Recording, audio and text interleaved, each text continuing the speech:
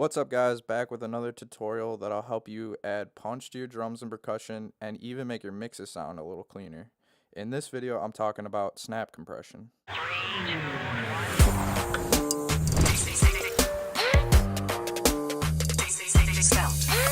By the way, if you like messing around with making music, check out some of my free sample packs in the description, and if you're loving the sample packs, pick up my deluxe version. So if you're a beginner, processors like EQ or compression can be a little overwhelming. But in this video, I'm going to make sure not to get into the science of things because there's so many other videos out there. I'm going to try to make things as simple as possible. I'm a big fan of punchy sounds, so I'm going to show you how snap compression helps shape particularly drum sounds to be more punchy. Now I'm going to show you a sequence I made for this tutorial, and then I'll do some demonstrating after I show you.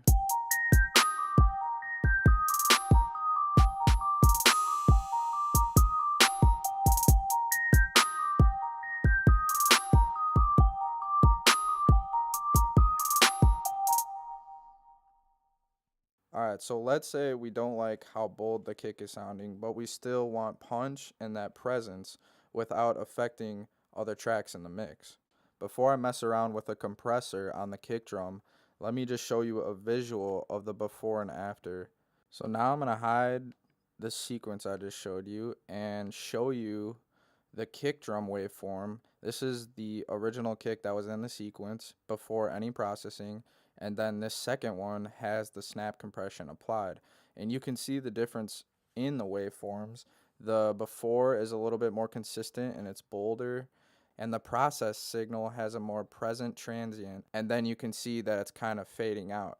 And that's what gives it that punchy feel, because the attack of the sample is so present. And this is how it can actually help your mixes, because when you're compressing your signal down to this point, you're letting other things in the mix breathe because they're not taking as much space as a big sample like this would.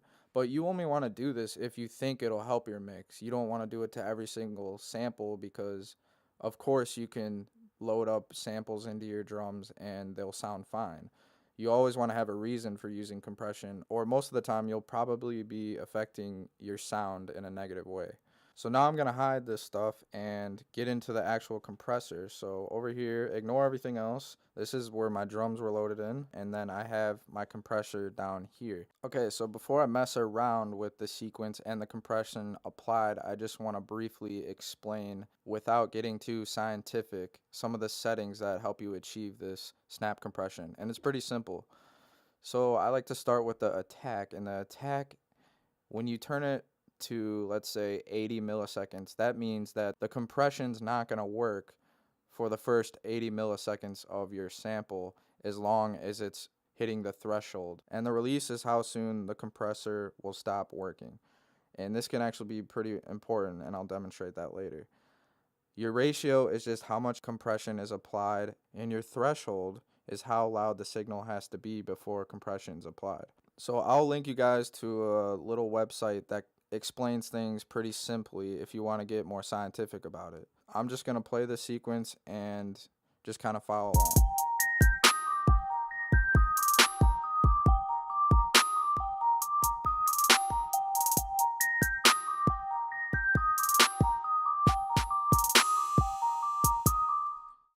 So right there, that's a little trick where you can find your attack, where you put the compression ratio to infinite, which means you're gonna get some compression, and then your threshold to full max. So as you can hear, that compression wasn't too desirable, but that allowed me to kind of dial in my attack. Let me do that one more time and listen as I turn the attack knob. You can hear the first transient of the kick drum come to life.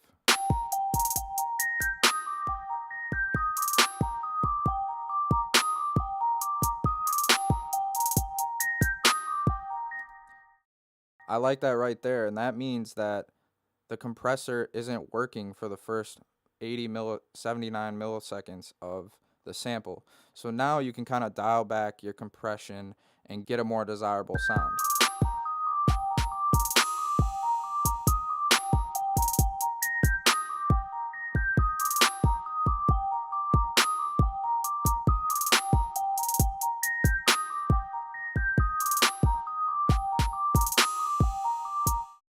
That's not bad. So as you can see, we're doing about 4 to 6 decibels of compression. And you don't need to do too much because then your kick totally changes. Now that we like our compression settings, we want to match the original volume with the compressed volume. So we do that by looking at how much compression is being done, which we said was 4 to 6. So now we're just going to take the output gain and bring back some volume to the signal.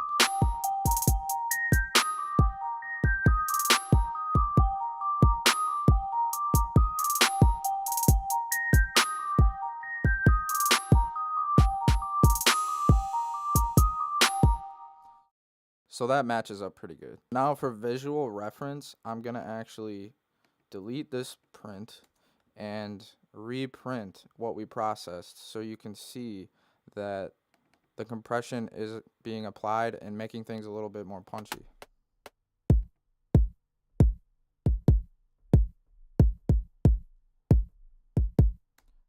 You can see that the transient is more present, and that's what gives it the punchier sound. And sometimes when you're using snap compression, you'll notice that you lose a little bit of low end in the kick. But as long as you do extra processing after your compressor, like this, I have an EQ setup where I can bring back in the low end of the kick right here.